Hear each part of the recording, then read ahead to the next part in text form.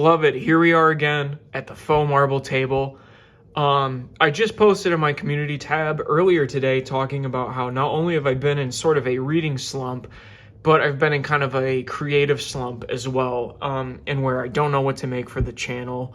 I don't really have the drive to make something for the channel. So what do you do when you are in slumps? You kind of force yourself to do things, and then I mean, this doesn't always work, but you force yourself to do it, and then it's like, wow, that was actually really good. So here we are. I thought I would talk to you guys today about my favorite paperbacks. So, you know me, I love hardbacks. It is my go-to book format. However, when it comes to like underlining, highlighting, dog-earing pages and stuff, I don't feel good doing that in most hardcovers, especially my Everymans or my Library of America editions. So I thought I would pull some paperbacks off my shelf and show you kind of the ones that I really enjoy. These are tier ranked from my kind of least favorite to my favorites in terms of like quality, selection of works, and price point too. So let's get into that. All right, so starting off our list is kind of an honorable mention because I don't really have a whole lot of different authors or books to showcase. However, these vintage international paperbacks I really do enjoy. I think the biggest thing I love about them is the paper feel. It's very soft. It's pretty good. I mean, I guess it's a little textury. It's really good. You know, you don't really get a lot of bleed with the words in these books, but also I love the matte finishes on the covers. That is something I just, you know, I've talked about it before. I'm kind of a sensory person, so having something that feels good to hold is always a massive plus in my mind. Plus, I don't know if it's just with Cormac McCarthy books, but I love how they have kind of like designed these covers. They're all very similar in nature, you know, same font, same kind of idea where it's just these like kind of Western or Southern landscapes. Really, really beautiful. Unfortunately, though, these books do not have like good flop. They don't really, you know, spines are a little tight, which I guess is kind of fine, you know. Obviously, you know, you can break the spines. I'm not a big fan of doing that. However, that is something you could do. So just a little honorable mention there. Vintage International, which I believe is a sub-company of Penguin Random House. I could be wrong about that. So yeah. Alrighty, so starting off the actual list, and the lowest tier of books in my collection is the Penguin's Classics. Now, hold your horses. This might be a hot, like what's a hot take issue. I just don't really like these. Like, don't get me wrong. I love the way they look on a shelf. I think the spines are beautiful. I don't know why they changed them, but this still looks good to me. But I mean, nothing looks better than the orange last name with the title of the work in white underneath it. But I think the biggest problem for me is kind of consistency issues. And not only the way that Penguins are produced, but in their pricing models. So here, you know, this book is like $13. It's a little over 200 pages. This book here is not even, you know, not even 170 pages, but it's $16. And this work, I'm not sure about Ivan Turgenev, but I feel like Kierkegaard and Seneca, these are things that are probably within the public domain, meaning like you don't really need a publishing license. To my knowledge, you don't really need like a big publishing license to publish these works. However, $17, you know, and this book is not even 300 pages. You know, it's around 250. So it's just kind of stuff like that. I think they have the Dead Sea Scrolls, which is kind of a fat book, and I think it's like $26 or something, but it's in no way bigger than Moby Dick, you know, in terms of page count. So that's something that kind of like throws me off about it. Is just like the pricing is so all over the place and feels arbitrary, and also like too expensive sometimes for these books, which in my opinion, you know, you have like kind of thin covers, you know, the paperweight's not always that great. Although I will say very soft paper, at least in regards to Moby Dick here, which I am reading. This chapter is phenomenal. I've read it before, but is phenomenal. So yeah, I guess that is the first up, you know. They remain somewhat consistent. Like you can see here, this font and the way it's set up is going to be the exact same as Ivan Turgenev's Fathers and Sons, which is pretty cool. It's not always like that, but yeah, I just like, I don't know, just from a consumer standpoint, it's always weird like finding these and then looking at the prices and being like, I don't understand why it is priced that way, you know. So why some books are a lot smaller and more expensive, or some books are a lot bigger and really cheap. So there is number one on my paperbacks. And despite all my critiques here, I do love Penguin. They offer the most variety in their publications, and you know, I will always return to them. You know, it's just kind of my, I guess, critiques pettiness, whatever you may call it. I do love these books. Second on the list is kind of my collection if I'm going to be buying classics that are available in this edition. I 100% will, and that is the Oxford World Classic editions. As you know, side note, Joseph Conrad has been such an excellent find this year. Heart of Darkness, incredible story. I'm excited to read more by the man. I also, maybe if you have an idea, comment it down below. What is the connection with sailors, like people who spent years and years on ships, and authors? Because you have like Melville, you have Conrad, you have Lord Byron, and I think there's like hundreds and hundreds of people, Ernest Hemingway even, who were sailors, who spent time at sea, who also wrote excellent works. Put that down in the comments below. But as you can see here, very consistent look across the spines, which I love. You have this little orange tab at the tops here, followed by a little glip of what's on the cover, followed by the black last name usually, and then followed by a red that matches the tab in the title of the work here, along with your little Oxford at the bottom. Now, these are books that, here, we'll show you my first one. This is what I read Devils with, is this edition. As you can see, not touching it, excellent flop. I guess for there, it's a little off balance because it's resting on other books. See, you balance it, excellent flop here, you know. And there's plenty of room in here for marginalia. As you can see, you know, you got like some good space on the sides as well as on the bottom. Not that I marked up this book my first time reading, but on future rereads, absolutely, it's going to be destroyed. But also, you have a really nice matte finish. The front looks really beautiful.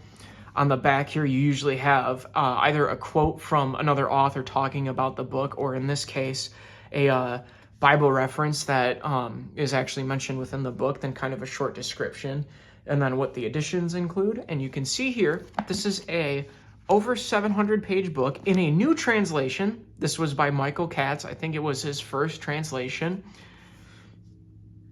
Oh, you're not even seeing it. 12 bucks. 12 bucks. And it's got good paperweight. The paper is soft. It's a little bit of bleed through, but this is a fat book, so obviously you're going to expect that. You know, Joseph Conrad here. We have a little over 200 pages. 10 bucks. It's not that bad. This is a collection of short stories by the man. As you can see, kind of pretty good flop on this. I've never read this one before, but pretty good flop. It stays open when you want it to. Then the Oxford Shakespeare, Merchant of Venice. I actually got this one by mistake. I ordered this off Amazon, and then they sent me this, and I filed for a return. Then they sent me this, but then I missed the return date on this. So I guess the Merchant of Venice is going to be in my collection. I actually used to read Shakespeare when I was in middle school because there was a class for it. But then Dostoevsky, Memoirs of the Dead, House of the Dead. Almost 400 pages. You can't see it. That's 10. It's $10 down there. Of course, you can't see it. I'm not even showing it on camera. Karamazov Brothers with the new translation. This is the Ignat Avzi translation. $14.95, and this is almost 1,000-page book. So that's one thing that I really appreciate about Oxford World Classics. They don't try to inflate or con you on the prices. And in my opinion, these books are in as good, if not better, of quality than the Penguin Classics. They look very nice, you know. The front and back covers are pretty stiff.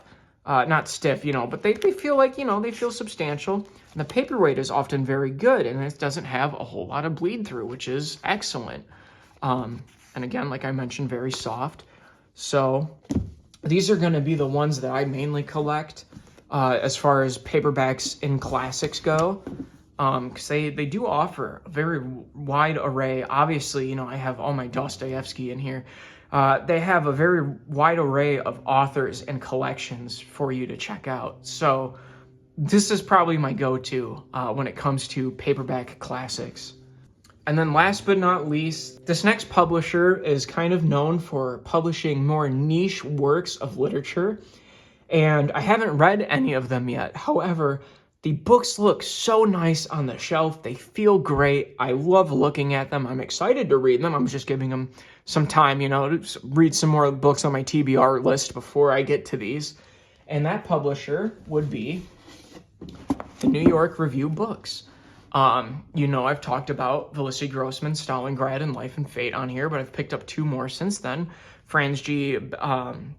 Bengston, The Longships, and Oakley Hall's Warlock. And I just cannot get over how nice these books are presented.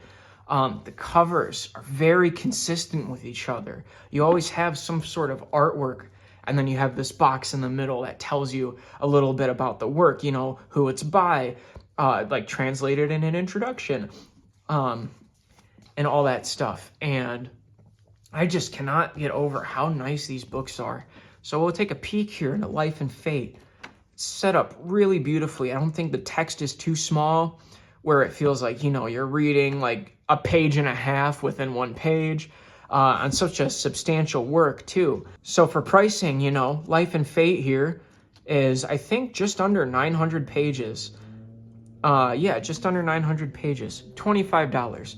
Now, you might be like, that's a little steep. However, New York Review Books often publishes books that you can't find in other editions.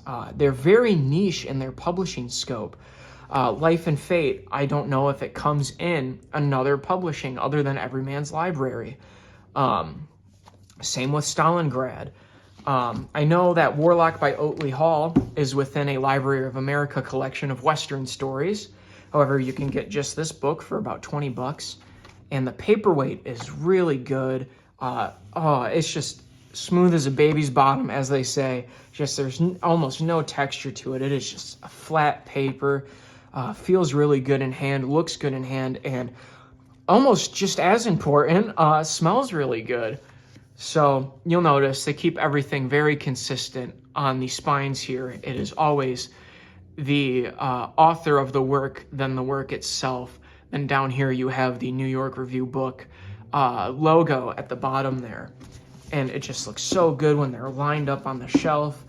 You get the different colors, which are all very, very beautiful in their look. And not every single book is formatted exactly the same. I'm certain that they are based off the formattings when they were kind of first published, if you will.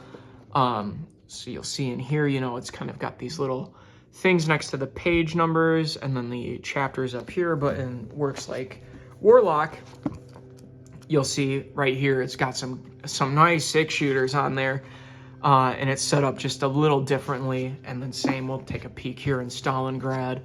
A little different, you know, kind of gives you just the part and the names that you're in. Another thing, Stalingrad, this is a over 1,020 page book.